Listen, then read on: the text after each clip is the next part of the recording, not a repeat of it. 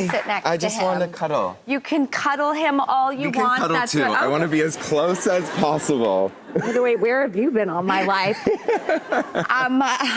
Thank you. You know, this is a new thing that started. It's hilarious.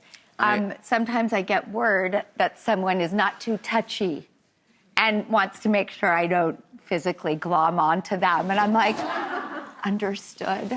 My love language is words of affirmation and physical touch. So those two combo is like perfect. And we need affirmations all the time. We do. Constantly have to conjure them up. And we really see, do. This is much more my natural state. This is good. This is good. Cooper, how's everything going? Everything is just on fire in your life. And I'm so happy for you. I like you as a person who is taking the internet by storm, who is just, people are really, you know, drawn to and feeling and in with. How's that? How's that feel? Yeah, it's amazing. It's amazing. I feel so lucky and so grateful, and it's fun. It's really fun. How are you an internet sensation but don't have an Instagram account? I know. It's kind of unheard of. I'm into it. This is a new model. I like it. It's just better for my mental health, honestly. I couldn't agree more. With all things new, we overindulge, and then, you know, we'll find our way with it. Totally. I want to talk about when this huge phenomenon, the Menendez brothers, you know, really national story. I mean, it was up there with the biggest things that had occurred in law and pop culture at the same time.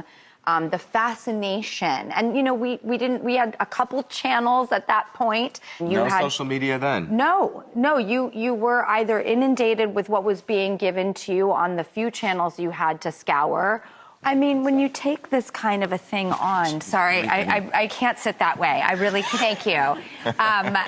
I mean, when as an actor also, because when you're portraying someone real life, which I had only really done once, trying to do this film called Grey Gardens, and I was so terrified of, you're now not coming up with a person, you're bringing them to life. And some could, like, I had the words imitation, I had, like, I wanted to get the accent and the look, and the more I saw myself, the more frustrated I got. Like, how do I get rid of myself and embody this person? But you can't totally do that. How did you balance that as an actor?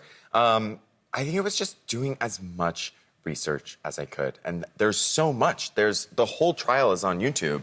Did you watch the trial? I understand you watched every single second over and over. Every single second. And I would fall asleep to him. I had him on in my car, so I was always listening. And not only was that to try and like get the voice and his mannerisms and just how he behaved, but also just hearing the stories over and over again continued to just deepen my empathy for him. And, you know, there's times when you're listening when maybe you get distracted, and so then the next time you listen to it, you're like, oh my God, I've never heard that before. And then that opens something else up. And I tried to maybe see how I could bring myself to him or what the connective tissues were. And I think the biggest one was shame.